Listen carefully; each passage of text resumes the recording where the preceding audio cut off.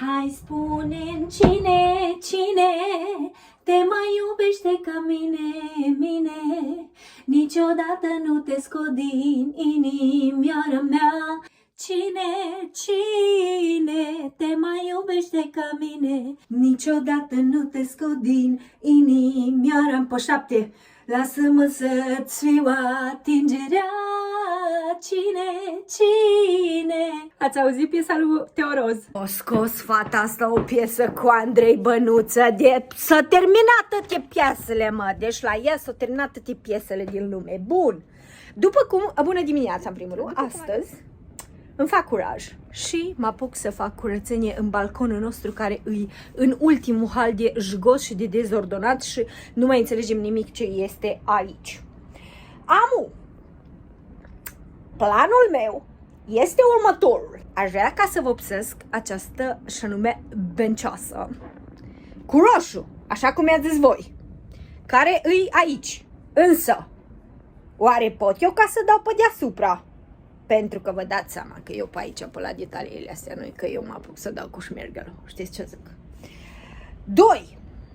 Avem acest dulăpior, care este absolut superb. Ce fac cu el? Pentru că el nu și are locul aici în balcon.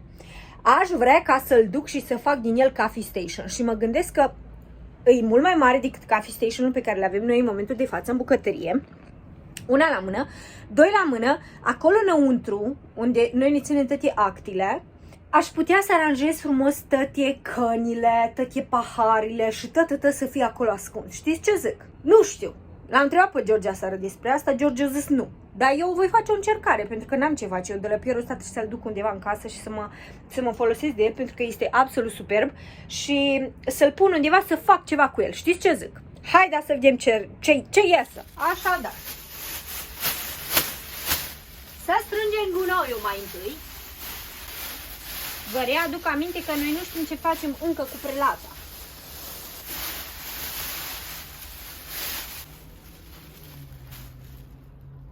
Și mă gândesc că să încerc să văd cum aș putea să împachetez băncuța, adică să înfoliez șezutul ca să pot să dau brațele cu vopsea.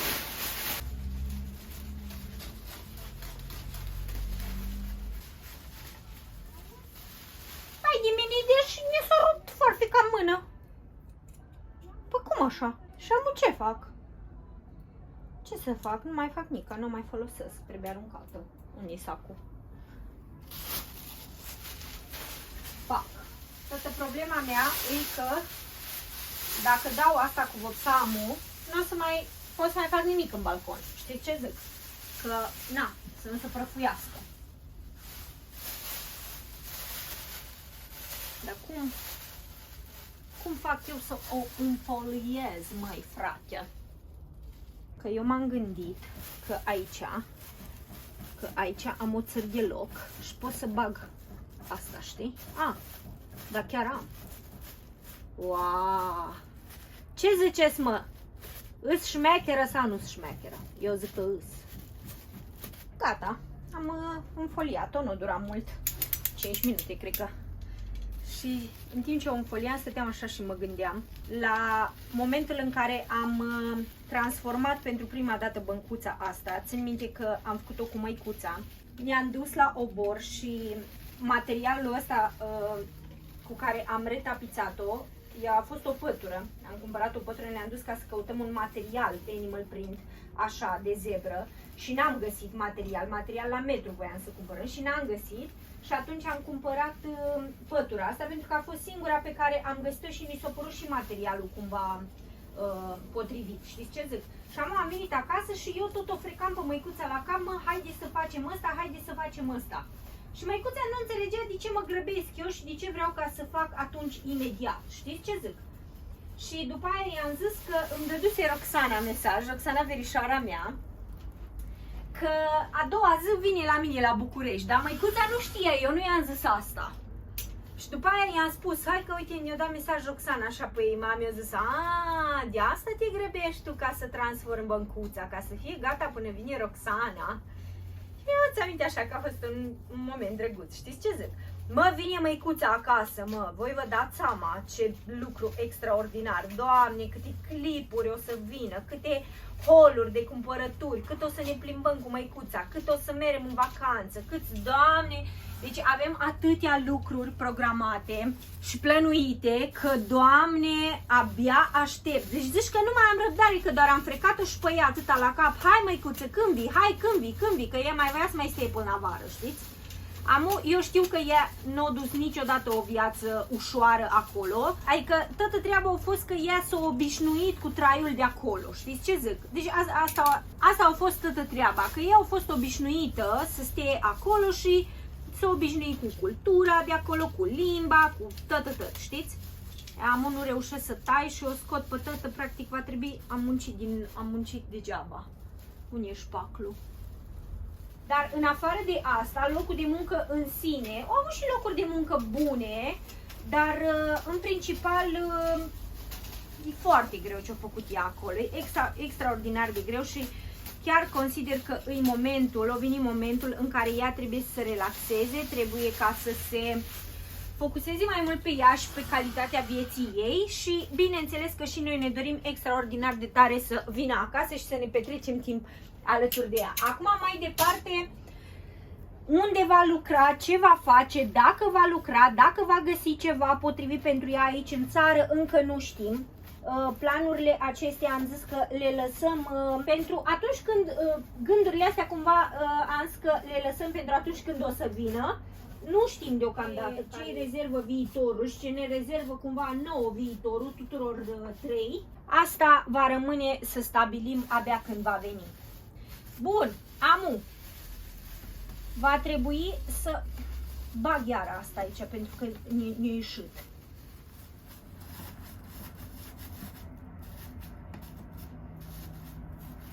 Deci e atât de frumos afară și atât de cald că, Doamne, nu știu cum să facem, mă, cu prelata asta din balcon, mă, nu știu cum să facem cu ea.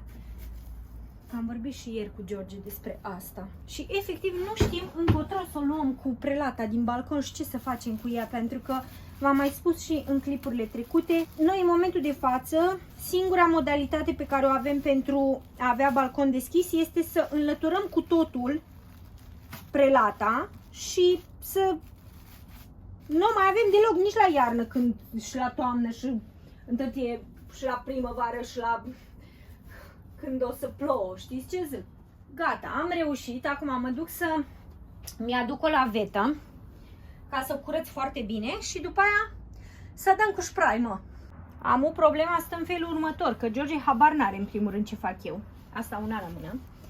Doi la mână, am de dat o suprafață destul de mare cu spray și ăla miroase în ultimul hal. Și o să intre tot mirosul în casă și nu știu cum voi face asta. Pe lângă asta o să mă intoxic.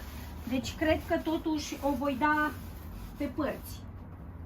Pentru că altfel nu știu cum să fac. Știți ce zic? De asemenea aș putea să mă duc, dar acolo e prea mic spațiu. Avem în partea cealaltă de balcon, în partea închisă cumva, în care depozităm noi tot felul de lucruri, o parte a prelatei care încă este funcțională și se deschide, doar că cumva balconul vine în câș, el nu este drept și acolo nu e atât de mult spațiu precum e aici, știți ce zic? Am hai, una peste alta. Am foarte mari emoții. Haideți să vedem cum arată. Wow! Mamă!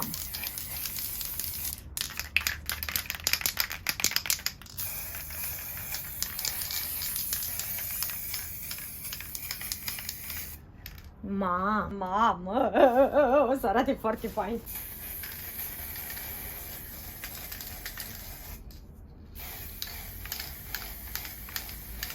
Mocheta o să o scoatem de aici. Deci nu vă faceți griji.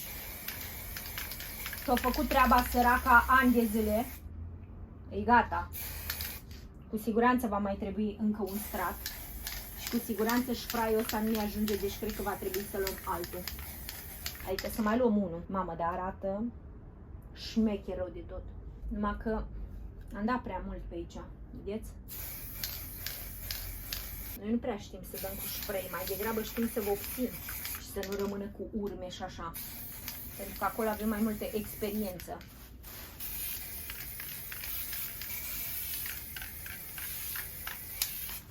Voi vă dați seama cum o să arate când o să fie gata tot și cu treaba asta tot cu șezutul al negru. Foarte marfă.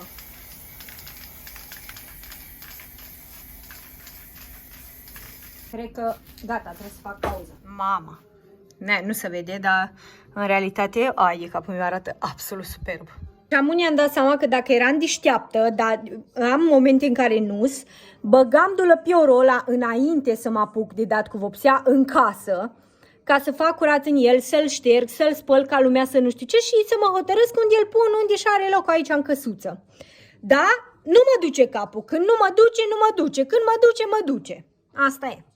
Între timp am pus să-mi încălzesc niște orez de la cu ciuperci și cu carne de curcan de care am făcut ieri, pentru că ni se face foame, e deja ora 11, eu m-am trezit astăzi și am stat să editez clipul pe care l-ați văzut voi, cel cu holul de meș așa. Au avut 50 de minute, nu știu dacă ați observat mulți dintre voi, dar în ultima vreme am postat clipuri de aproape o oră. Asta pentru că am văzut că și voi întotdeauna când postam un clip mai lung de 30 de minute, erați foarte, foarte bucuroși și îmi lăsați în comentarii: mama, am clip de o oră, am la ce să mă uit. Chiar dacă v-am mai spus eu, mie analiticele îmi spun că lumea nu se uită la vlog cap-coadă și înțeleg că sunt niște secvențe pe care foarte mulți dintre voi nu le agreați, poate nu vă interesează, treceți peste ele, dați cu skip, nu-i absolut nicio problemă, pentru că și eu fac la fel atunci când mă uit la unele videouri pe YouTube. E ok să nu ne placă absolut tot ceea ce ține de o persoană. Așadar, ce voiam să vă spun este că clipul de aseară, după cum ați văzut, a avut 50 de minute și am încercat să fac clipuri în ultima vreme cât mai lungi, pentru că știu că vă place extraordinar de tare și pentru că știu că mă ajută și pe mine cumva în algoritmul YouTube-ului. Așa.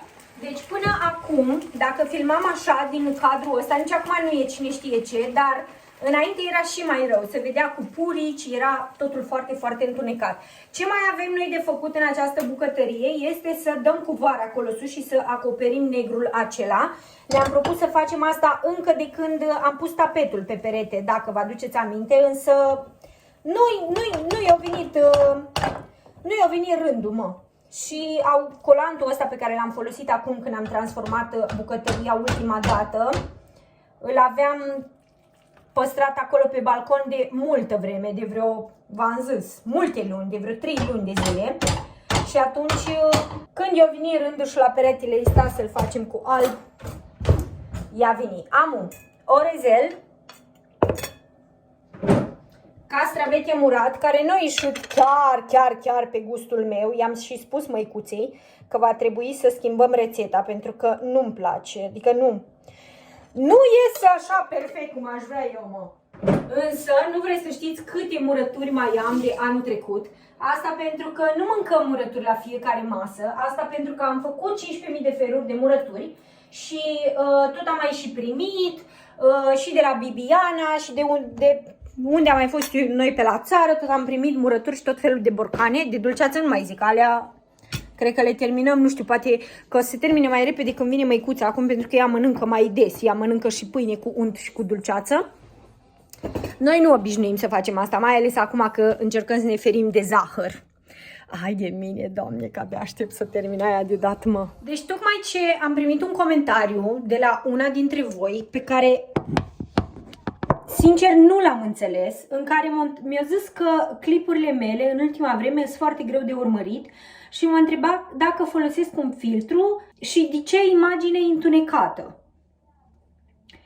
I-am răspuns printr-un comentariu, dar nu știu neapărat dacă o să ne înțelegem în vreun fel, pentru că eu chiar vreau să înțeleg la ce anume s-o referit. I-am spus că, într-adevăr, a existat o perioadă în care eu am filmat cu camera aceea, cu care George încă mai filmează în continuare, dar, din păcate, eu nu am găsit o variantă potrivită pentru mine pentru a o folosi. Și da, aceea a fost perioada în care clipurile nu ieșeau așa cum ne doream noi și unele imagini erau foarte, foarte întunecate și aveau așa, dădeau un vibe ciudat. Acum, perioada aceea a fost undeva la sfârșitul anului trecut, deci decembrie, ultima parte din decembrie, începutul lunii ianuarie. Dar acum suntem la jumătatea lunii martie, ori eu n-am mai filmat cu camera aceea de la începutul lunii ianuarie, adică de mai mult de 2 luni de zile. Așa că nu știu exact la ce se referea. Voiam să vorbesc cu voi asta și să-mi lăsați în comentarii. Vi se pare că e ceva în neregulă cu luminozitatea imaginii? Pentru că eu încerc în 98% dintre cazuri să filmez în fața geamului, să am lumină cât mai multă. Știți cât de tare apreciez lumina naturală. În niciun caz nu se pune problema de vreun filtru, nu folosesc absolut niciun filtru și nici nu o să fac asta vreodată. Așa că, nu știu, lăsați-mi voi în comentarii, vi se pare că e ceva ciudat, pentru că mie mi se pare că mai bine de atât nu se poate, cel puțin în condițiile în care eu filmez cu telefonul. Acum și în setările în care eu fac exportul clipului, întotdeauna selectez varianta de 4K și de maximă calitate, ca clipurile să ajungă la voi cât mai clare, indiferent că le urmăriți de pe telefon, tabletă, laptop, televizor. Și lăsați-mi în comentarii, pentru că mi se pare foarte, foarte ciudat. Ori are ea o problemă cu device-ul de pe care mă urmărește, pentru că altfel nu pot să înțeleg cum poate spune că, de exemplu, o imagine ca asta, la fel cum era și cea de la clipul unde am primit, unde mi-a lăsat ea comentariu, îi se pare că este filtrată cumva, că este filtruită, ca să zic așa, și că este întunecată. Deci lăsați-mi în comentarii, vă rog, pentru că sunt curioasă. N-am mai auzit asta, este singura care mi-a spus asta. Și trecând peste asta, vreau să vă spun că aseară am conștientizat că nu mai am nimic de citit. Mi-am făcut o listă foarte generoasă de cărți pe care vreau să le citesc anul acesta. Și mi-am dat comandă de 2 dintre ele pe elefant.ro. Mi-am dorit să dau comandă pe Litera, pentru că am văzut că au și reduceri și eu întotdeauna am comandă cărțile, mă rog, aproape întotdeauna am comandă cărți și în anii trecuți mi-am comandat de pe litera.ro, îmi place pur și simplu să le comand de la ei. Dar căutam o carte în mod special pe care mi-a recomandat în ultima vreme Denisa și tot m-a pușuit, citește-o, Verity se numește. Și am căutat-o pe litera.ro și n-am găsit-o, așadar a trebuit să comand de pe Elefant. Și am zis că dacă tot îmi comand o carte, să nu plătesc transportul degeaba și să mai comand și altele. Și vreau să vă spun că am mai căutat pe elefant.ro încă vreo 4 cărți pe care nu le-am găsit. Și finally a 5-a, Biblioteca de la miezul nopții, am găsit-o și am comandat-o și pe aia. Așadar, aștept să ajungă 2 cărți la mine, abia aștept să le citesc. Toate cărțile pe care mi le-a recomandat Denisa le-am citit cu foarte mare drag, au fost cărți extraordinar de bune. Vă reamintesc că Denisa este ofițer în poliție, așadar n-are cum să-mi recomande decât cărți extraordinar de bune. Pline de suspans, de mister, evident. Așa, o mai trecut vreo jumătate de oră, cred, mă scuzați. O să trebuiască să bag o mașină la spălat și asta voi face acum. După aia mai stau puțin la o țigară și o să mă duc să continui să mai dau cu spray. Că eu totuși mi-aș dori să apucăm să facem curat astăzi în balcon sau să facem ceva acolo, nu știu. Hai să vedem dacă mai miroasă. Da, am ninoasă în continuare, dar aș putea să mai vin să mai dau o țără. Mie îmi place, eu ador mirosul ăsta. Întotdeauna am adorat mirosurile astea și de prelandez, că eu așa am avut impresia toată viața că se numește, cu care îmi lipea măicuța papucii. Dar de fapt se numește prenadez, dacă nu mă înșel. Și mirosul de benzină, de uleiuri, de astea de mașină, inclusiv de vopsea. Băi, deci ce se întâmplă în online zilele astea, ce se întâmplă cu protestele de la Piața Constituției. Uite, acum imaginea e foarte întunecată, asta pentru că îs aici în dressing și normal nu-i foarte multă lumină. Bă, dar ce se întâmplă zilele astea în online e ceva de ferească Dumnezeu, de ce stau de acasă și mă uit ca la un serial prost care nu se mai termină. Deci, efectiv, am vorbit singură un minut, mai mult de un minut. Deci, vă spuneam că i-am dat mesaj lui George și i-am zis, vezi că nu m-am apucat de făcut curățenie în balcon și m-am apucat de dat asta cu vopsea. Și au zis, mă, dar ce culoare o dai? Păi uite, roșă. Ai de mie, când au auzit, nu i-a venit să creadă. Cu siguranță mai trebuie dat încă un strat, pentru că, deși clar că mai trebuie să mai cumpărăm încă un spray. Dar până acolo mai este vreme lungă, pentru că aș vrea să iasă așa vișiniul ăla dark, așa, știi? Pe lângă faptul că el nu s-a acoperit în totalitate, știi? Mă rog, trecând peste asta, am zis să fiu deșteaptă și mai întâi să dau un pic asta încolo, dar nu știu cum să o dau, că în partea elaltă e udă. Și să scot dulapior. Dar e uscată, mă, mor. Se uscă foarte repede spray-ul ăsta. Iau ăsta de aici, să-l duc în casă, pentru că oricum trebuie băgat în casă și să fac ceva cu el. Dar mai întâi, Doamne, câte lemne avem aici, câte rampuri, câte... Când eu m-am apucat și de biroul ăla din dormitor, nu știu. Așa, oh my god. Oh my god, câte lucruri pentru Crăciun sunt aici și nu știu unde să le pun și pe restul. Oh, Doamne, oh, Doamne. Mai am foarte multe decorațiuni de Crăciun acolo, pe care efectiv nu am unde să le pun. Nu mai am unde să le pun, mă, un dulap de ăsta e plin. E plin! Așa, stai așa că am găsit aici o de asta, trebuie intrat și făcut curățenie și aici neapărat, dar într-o zi când o să fim odihniți și o să fie și George acasă, eu nu știu nici dacă mă vedeți, nici dacă mă uiți. Când o să fie și George acasă și când om fi odihniți și când om avea chef, atunci om face, știți ce zic? Amu.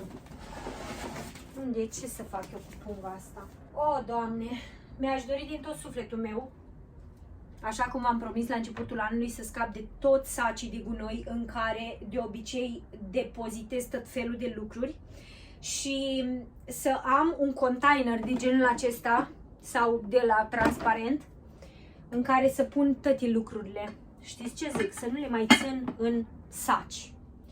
Am una până acolo. Mai este mult. Am paharele. Visul meu de a organiza absolut toată casa ușor, ușor urmează să fie împlinit. Gata-i. Stați așa că am uitat să spun ceva. Uite, în toate astea vreau să fac curățenie, dar o să las toate astea pentru când va veni măicuța.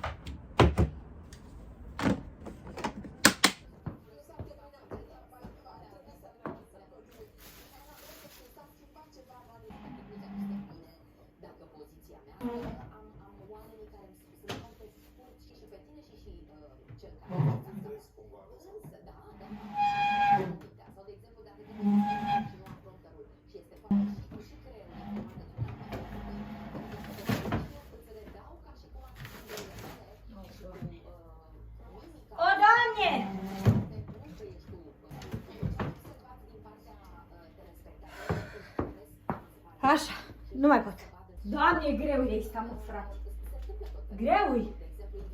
Și nici nu-l pot să-l hârjuiesc. Știți ce zic? Așa că haideți să încercăm cu prosopile. Schema cu prosopile, pe care știu că am mai folosit-o și funcționează.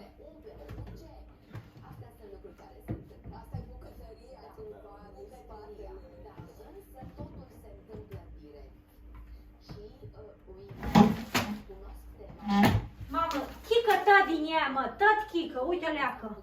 Vai de mine ce nervi îmi face. Și am murdărit perdeaua.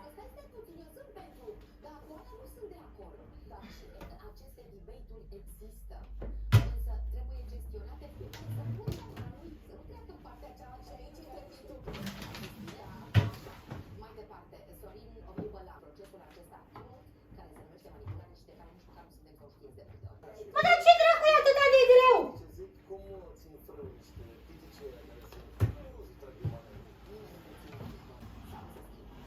Finally, am adus-o aici, o las, nu mai nieșc. Mă pun să o curăț, să o spăl, tot, să organizez tot în ea. tot acte medicale, foi, folii, repertoriu, texte, tot ce avem în formă de hârtie, tot ce deținem noi, e aici, în acest dulăpior. Și mă apuc să organizez absolut totul. Ador să organizez.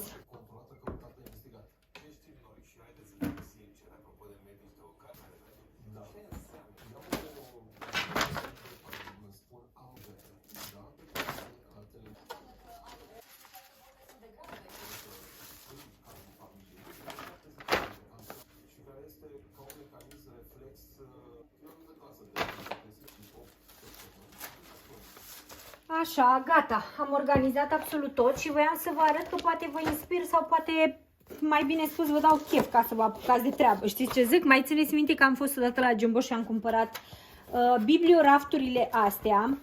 Întotdeauna stau și mă gândesc de ce să numesc astea bibliorafturi, pentru că mie nu îmi dau deloc vibe de bibliorafturi, mă înțelegeți? Eu nu știu de ce astea sunt bibliorafturi, dar cum s-o face? Așa. Aha. Stați așa că trebuie să-mi dau seama mai întâi cum să fac. Gata, m-am prins. Doamne, era să mă facă un biblioraf de ăsta. Uite așa, și mi-am cumpărat când am fost un set de 4. Erau de mult mai multe feluri. Erau de plastic, de tot felul de materiale. Eu ne-am luat de astea de carton, că am zis că oricum le bag undeva și nu se văd. Nu-i că le expun, nu le pun pe birou să se vadă. Și le pun în dulap, așa că am optat pentru varianta ieftină. Și gata, asta e, astea tot e 4. Și voiam să vă arăt cum mi-am organizat eu, mi le dau oamenii ăștia întotdeauna de la remene și am scris așa pe fiecare, vedeți? Și aici am scris pe fiecare, istoric medical Măicuța. Aveam emoții că nu-mi încape, dar mi-a încăput. Și acum am așa, un de ăsta întreg. Și aici ne-am pus pe fiecare, știți? Am așa, vedeți, reumatologie, am analize medicale, neuro, oftalmo și le-am pus toate pe căprării ca să știu de unde le iau când am nevoie de ele. Știți ce zic? Și să pun așa, toate actele medicale, dar cred că trebuie puse invers. Uitați, vedeți, George, acte medicale. Așa, și toate actele medicale o să le pun așa aici. După aia am un plic de ăsta mare pe care o să-l schimb, că văd că e tot rupt și mai am o grămadă de plicuri de astea. Cu folii, coli și ce mai are nevoie un om neobișnuit în această casă. Așa am ajuns în Cara Urmani, un loc unic în România. Acolo se văd, acolo nu nimeni niciodată? Mi s-a promis că se vorbea pe Trila, Mina și după aia a fost orașul. Porta Minei, aici au intrat peste 4500 de oameni în țară. Am 103 Vin pe lume în astfel de condiții. Îmi vin asta de lor și de comisii de lor. Pleacă, făcând așa. Avem tot și-au abandonat viața pe care le aveau și au trebuit să plângă. S-a făcut ora 3 între timp și după ce am scos o mașină de la spălat, am pus-o la uscat și m-am mai mișcat eu pe acolo prin casă. Am să vin în balcon și să mai dau o țâră, pentru că am dat băncuța cu vopsea pe bucăți. Asta pentru că mă intoxicam aici, v-am zis. Și oficial ni s-a terminat spray-ul. Și acolo o mai rămas bucata aia de dat și bineînțeles încă un strat, toată băncuța. Vă arăt. Cam așa arată. O să iasă ceva extraordinar de frumos, sunt convinsă. Și vedeți că aici deja se vede culoarea aia lucioasă, așa de vișiniu, de vișină putredă. Și o mai rămas pe acolo pe dedesubt. Și bineînțeles încă un strat, pentru că, uitați, vedeți? E clar că mai trebuie încă un strat, mai ales că eu îmi doresc să iasă o culoare din aceea foarte, foarte închisă. Iar acum trebuie să cumpărăm un spray nou și să revenim. Nu știu dacă v-am zis, dar eu diseară pe la 7:30 am programare pentru Ecomamar și va trebui să mă duc să-mi fac baie, să mă epilez și așa. Să-l aștept pe George să vină acasă și nu o să mai fac nimica și nu știu ce fac eu cu video-ul ăsta, pentru că noi mâine plecăm la Craiova. Vedem! Te mai iubește ca mine, mine, Nu te niciodată nu te scoli, inimioara mea, lasă-mă să-ți fiu atingerea. Cine te mai iubește ca mine, inimioara mea, lasă-mă să-ți fiu atingerea. Cine?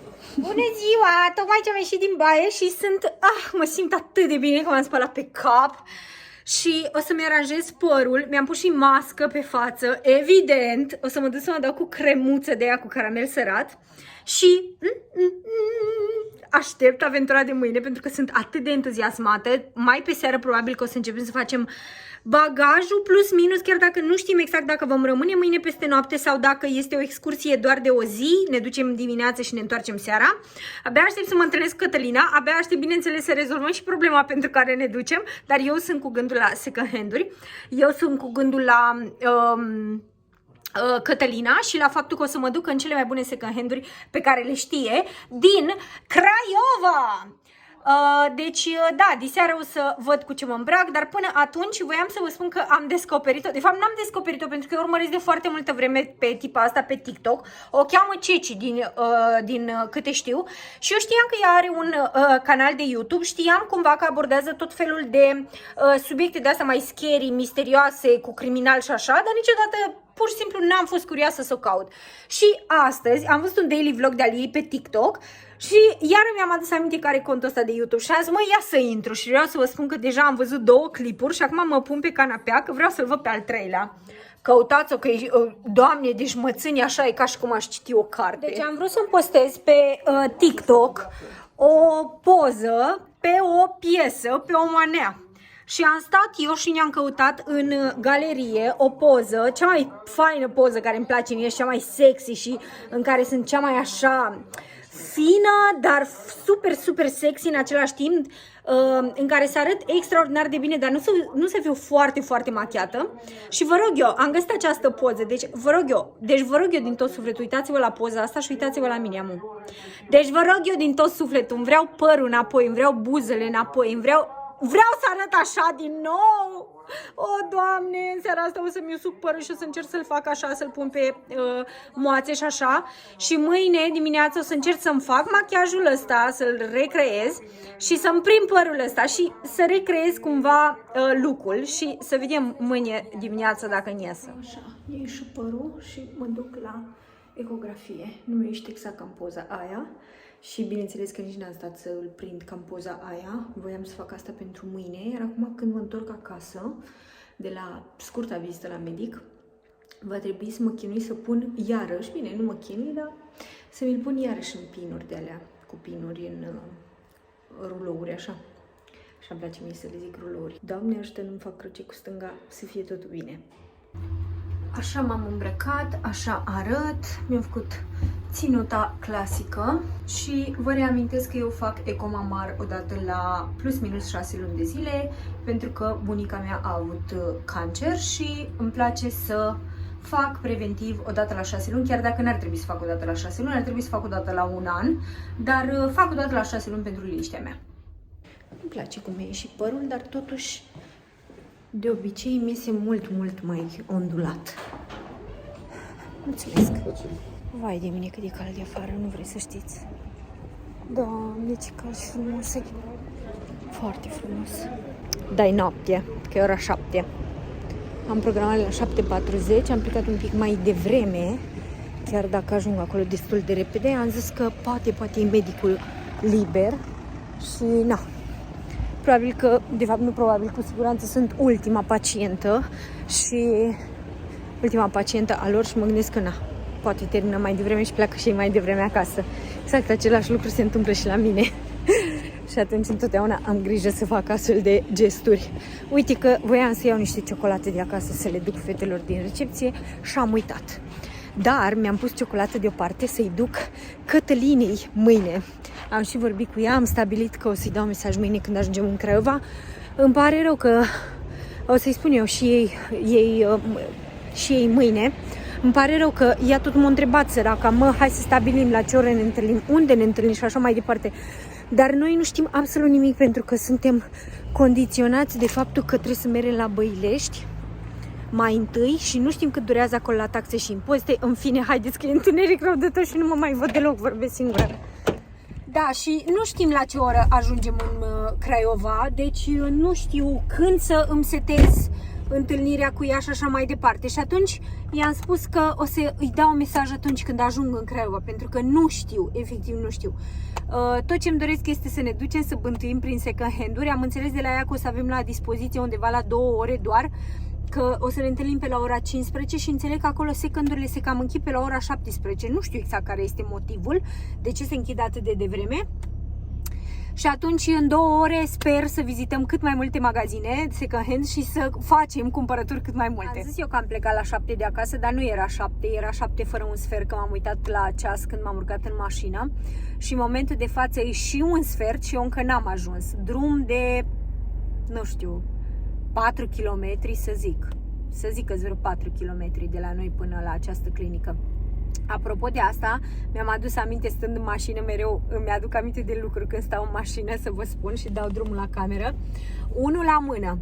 Unde și cum reușesc să văd filmul O viață măruntă, pentru că am descoperit că există film O viață măruntă, adică mi-a trimis neurologa, dar nu se poate viziona de nicăieri din România, nu există pe streaming-ul, pe platformele de streaming online, nu există absolut nicăieri și până la urma urmei am înțeles că n-a fost de fapt un film, a fost o piesă de teatru de vreo 3 ore 40 pusă în scenă undeva într-o țară și piesa aceea de teatru a fost filmată cumva într-un mod cinematografic și a fost difuzată în cinematografele din Anglia și mai multe țări.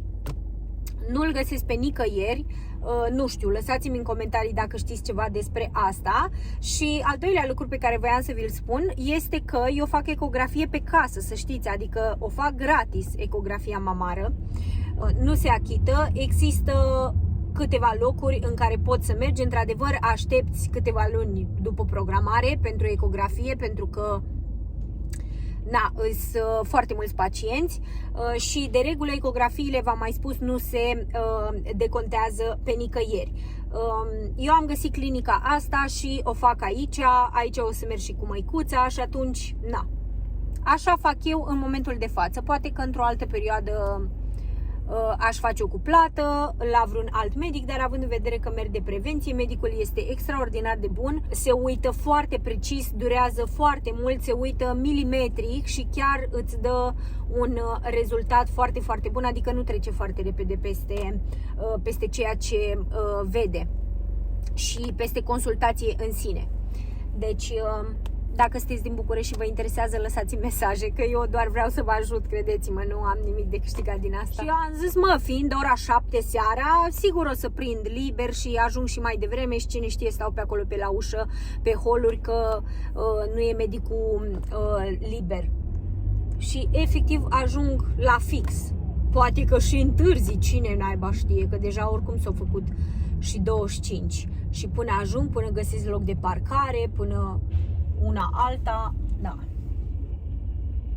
Oricum, toată treaba e acum că începe să devină din ce în ce mai aglomerat pe seară după ora 6, 6:30, chiar dacă până acum nu era, de la 7 încolo, că la 6 e maxim de aglomerat pe străzi în tot orașul, pentru că ești foarte, foarte cald afară, lumea începe să iasă afară cât mai târziu și atunci, da, probabil că de asta se creează aglomerația asta, pentru că de regulă după ora 7 e foarte liber în oraș. Măcar loc de parcare n-am găsit unde credeam că o să găsesc, adică la Mega, pentru că este un Mega exact lângă clinică și este full, efectiv este full și nu doar locurile de parcare, este full, sunt mașini parcate pe lângă, nici n-ai pe unde să treci. Da, nu-i bun, nu-i bun. Și eu am venit fericită pentru că este brutăria asta lângă clinică și închisă. ANPC! Nu te cred! Deci asta e brutăria noastră preferată, de unde ne luam tortiță. Nu-mi vine să cred că eu închis piedone, mă. Oh my God! Oh my God! Gata, vă las, ne vedem după. Deci, acum am ieșit de la doctor și nu vine să cred că m-au trec cu una dintre voi care lucrează aici, în această clinică. Deci, nu mi-a venit să cred. Inițial am zis, cred că mă confundați, că am văzut că mi-a zâmbit odată înainte să intru în cabinet. După aia, când am ieșit, s-a oprit așa lângă mine și am zis, cred că mă confundați. Și zice, cum? Tu nu ești Andreea? Nu faci vlog? Ba da. Nici prin capul mi-a trecut că îmi spunea și ei că în momentul în care sunt la serviciu sau să mă duc la medic într-o altă parte sau așa, cumva uit cu totul de cealaltă parte a vieții mele în care fac vlog și poate să nu zâmbească așa de nebun și efectiv să mă știe de pe vlog, da? Ce mă bucur! Azi că se uită cu soțul ei la mine, când mănâncă, vă pup, vă îmbrățișez și sper să ne mai vedem. Și gata, am ajuns acasă cu vești bune, Doamne ajută! Și am luat aici, am luat șaurmică cu ayran și cu niște baklava. Vă spun la revedere și ne vedem mâine!